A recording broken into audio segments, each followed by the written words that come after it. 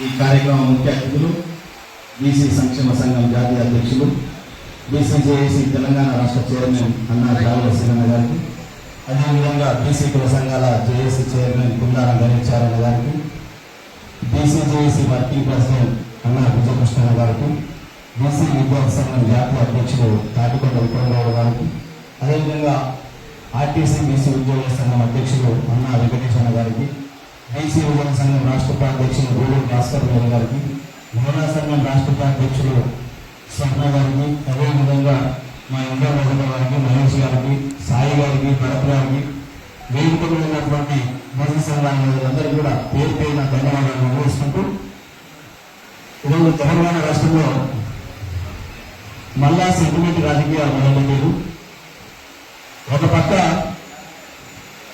దేశవ్యాప్తంగా బీసీ సంఘాలుగా సామాజిక తెలంగాణ కావాలి, దళితులకు రాజ్యాధికారం కావాలని చెప్పి మరి పోరాటం చేస్తున్నటువంటి ఈ ఉద్యమంలో కొంతమంది మళ్ళా అరాచక శక్తులుగా ఈ బీసీ ఉద్యమాలను, సామాజిక ఉద్యమాలను పక్కదారి పట్టించే ఉద్దేశంలో భాగంగా ఈరోజు తెలంగాణ మీద మరొకసారి పెత్తనం చెల్లించడానికి ప్రయత్నం చేస్తాము. అటువంటి మాటలను ఈరోజు బీసీ సంక్షేమ సంఘం బీసీ జేఏసీగా పూర్తిగా ఉపయోగిస్తా ఉన్నాం.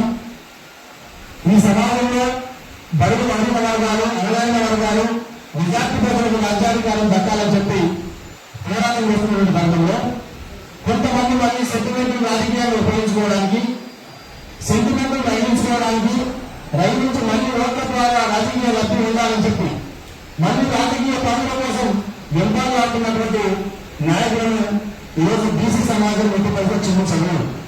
బీసీలకు అన్యాయం చేస్తున్న రాజకీయ నాయకులు విద్యా ముసుగులో, కొంతమంది రాజకీయ ఉద్యోగ ముసుగులో, సెంటిమెంట్ ముసుగులో అగ్రకులాలు చేస్తున్నటువంటి నాటకంలో బడుగు కలిగిన వర్గాలు, బహుజన వర్గాలందరూ కూడా దీన్ని ఆలోచించాల్సిన విషయం ఆసనమైంది. ఈరోజు రాజ్యాధికారం కావాలని చెప్పి గత 70 సంవత్సరాలుగా ఈ తెలంగాణ రాష్ట్రంలో ఎవరు అధికారాన్ని చెలాయించారో, ఉమ్మడి ఆంధ్రప్రదేశ్ ఉన్నప్పుడు ఎవరు అధికారాన్ని చెలాయించారో మనం చూస్తా ఉన్నాం. ఆ అధికారాన్ని అందంగా శాశ్వతంగా కొనసాగించడంలో భాగంగానే ఈరోజు కొంతమంది హైదరాబాద్కి వచ్చి మన వ్యాఖ్యానం చేయడం, మరి వాళ్ళు స్పందించడం అంటే ఒక భాగం. ఎందుకంటే ఈ ఒక బ్రాహ్మణ ఈరోజు సామాజిక శక్తులుగా ఈరోజు మేమందరం కూడా వ్యాఖ్యానిస్తా ఉన్నాం. వారి యొక్క మాటలు పూర్తిగా వ్యతిరేకిస్తా ఉన్నాం. ఈరోజు బహుజన సామాజిక తెలంగాణ పోరాడాలి అంతర్గత రాజకీయ నాయకులందరూ కూడా కొంతమంది అంతర్గత సెంటిమెంట్ రాజకీయాలు చేస్తూ మరి కాలం గడుపుకోవాలని చెప్పి మీరు చేస్తున్న ప్రయత్నాలను విరమించుకోవాలని చెప్పి మేము విజ్ఞప్తి చేస్తూ, అదే సందర్భంగా ఉమ్మడి ఆంధ్రప్రదేశ్ రాష్ట్రంలో ఏ విధంగా బీసీలకు అన్యాయం జరిగిందో తెలంగాణ రాష్ట్రంలో కూడా అదే విధంగా బీసీలకు అన్యాయం జరుగుతూ ఉంది. ఈరోజు బీసీ సంఘాలుగా జావలసిన నేతృత్వంలో మీరంటే మనంత వాటా కావాలని చెప్పి పోరాటం చేస్తా ఉన్నాం.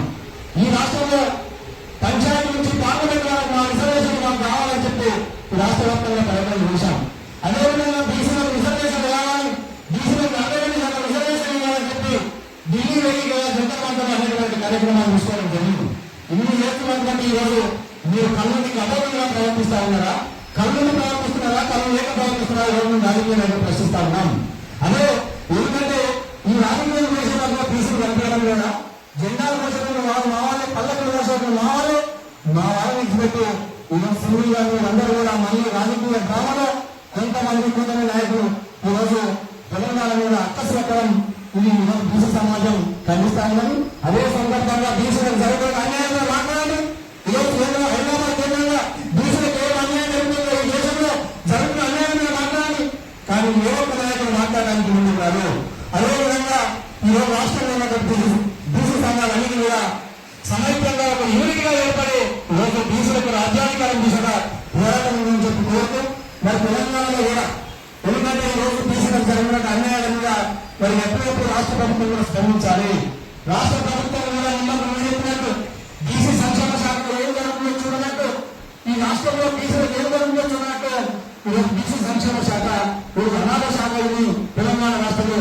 ఈ అనాథ శాఖలో జరుగుతున్నటువంటి ఏదైతే ఉన్నదో అక్రమాలు ఉన్నాయో దీన్ని వెనక్కి చేయాల్సిన అవసరం ఈరోజు ఉన్నది. ఎందుకంటే ఈరోజు బీసీ సంక్షేమ శాఖలో ప్రిన్సిపల్ సెక్రటరీ లేరు. ఈరోజు బీసీ సంక్షేమ శాఖలో అనేకమైనటువంటి బీసీ సంక్షేమ శాఖ బీసీలకు